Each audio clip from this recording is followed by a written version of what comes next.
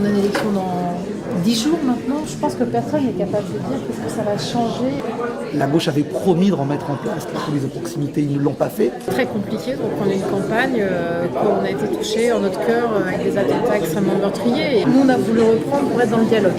Plutôt qu'un meeting proprement parlé, en fait, nous allons vous proposer un moment de réflexion citoyen et un moment de résistance.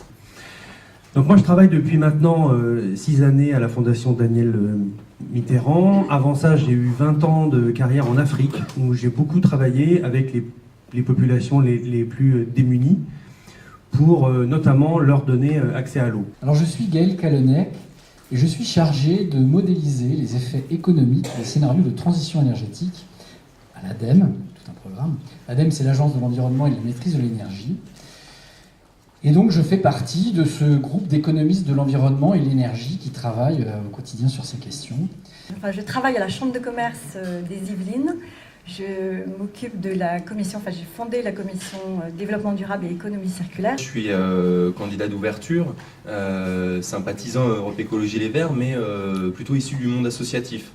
Il ne faut pas baisser les bras, il faut vraiment donner une autre alternative que celle du Front National pour expliquer qu'il est possible de vivre ensemble et que ce n'est pas la peine de stigmatiser systématiquement les minorités pour leur coller en fait tous les problèmes de la société sur le dos. Nos dirigeants devraient prendre en considération la politique de la ville, ne pas croire qu'il y a une seule réponse au terrorisme. On est face à des personnes qui sont toutes choquées, comme on l'est d'ailleurs, par ce qui s'est passé le 13 novembre.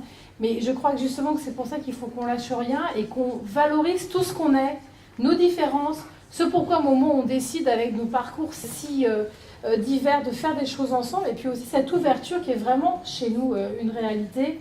J'étais le dernier d'une fratrie de 7 enfants. Je vivais avec ma grand-mère que je ne voulais pas quitter. Et puis, conscience politique arrivant, je me suis dit que je voulais vivre le changement dans mon pays d'origine, le Maroc.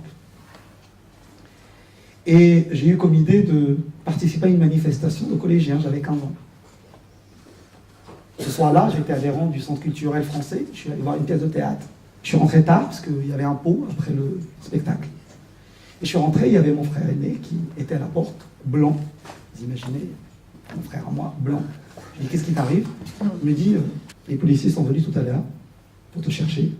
Tu n'étais pas là. Et demain, on va aller au commissariat. Et j'y suis arrivé. On était une trentaine de collégiens, âgés entre 14 et 15 ans. 3 jours d'interrogatoire. Et puis on a été déférés. Je suis le procureur du roi. 3 mois et demi de prison. 3 mois et demi de jugement. Et j'ai été condamné à une peine de prison pour trouble à l'ordre public. Suite à quoi mon papa m'a fait venir. J'avais 15 ans et demi. J'ai découvert l'école de la République. J'ai découvert la culture. J'ai découvert une communauté de profs qui m'ont soutenu pour apprendre la langue française, pour rattraper le retard au niveau linguistique. Et puis j'ai eu mon bac et j'ai fait mes études dans ce pays.